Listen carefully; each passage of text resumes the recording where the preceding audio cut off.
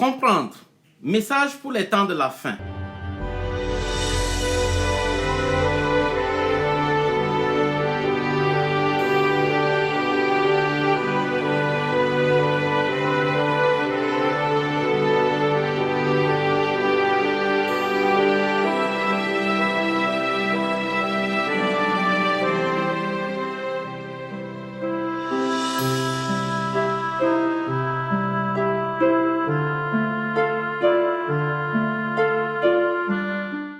Bienvenue à votre émission.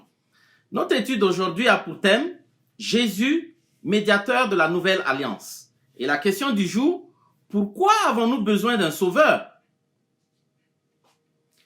Amélie et son petit frère Gaspard aiment bien se faire raconter l'histoire de Noël. Et ce soir, ils suivent attentivement le récit des bergers réveillés en pleine nuit par un ange qui leur annonce: c'est une grande joie pour tous. Aujourd'hui, il vous est né un sauveur. Vous le reconnaîtrez facilement. C'est un bébé emmailloté et couché dans une mangeoire. Un sauveur? Gaspard ne comprend pas bien. Pour lui, un sauveur, il l'a vu à la télé. C'est un monsieur en bateau qui tend la main à quelqu'un qui est tombé dans l'eau. Le petit Gaspard n'est pas le seul à se tromper sur la signification de sauveur dans le message donné par l'ange. De nombreux adultes ignorent également être dans le besoin d'un sauveur. Nous vivons à l'ère de l'intelligence artificielle, un monde où, grâce au progrès de la science et de la technologie, l'homme semble avoir dompté la nature. Malgré cela, les taux de suicide ne font que croître chaque année, tant chez les adultes que chez les enfants. Le bonheur que certains croyaient trouver dans l'accumulation de biens matériels ou de plaisirs charnels n'est pas au rendez-vous malgré les richesses souvent mal acquises. À y réfléchir, on réalise bien vite que notre désir profond d'amour et de bonheur ne peut être atteint par nos propres moyens. L'auteur du livre de Romains a abouti à la même conclusion et s'est écrié au chapitre 7, verset 24. « Misérable que je suis, qui me délivrera de ce corps de mort ?»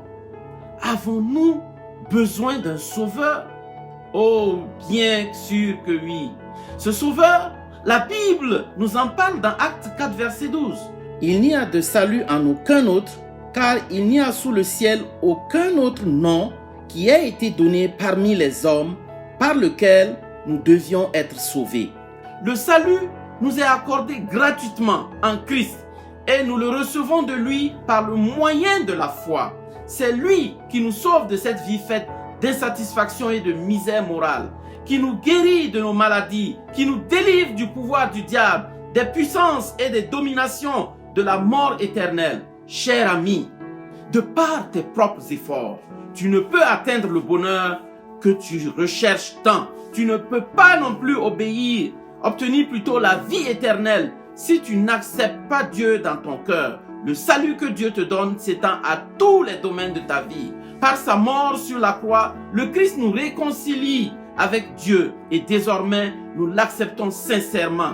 Nous sommes justifiés et nous avons la vie éternelle. Alors prions. Père éternel, Dieu de grâce et de bonté, merci pour ce sauveur en la personne de Jésus. Permets-nous d'accepter son sacrifice.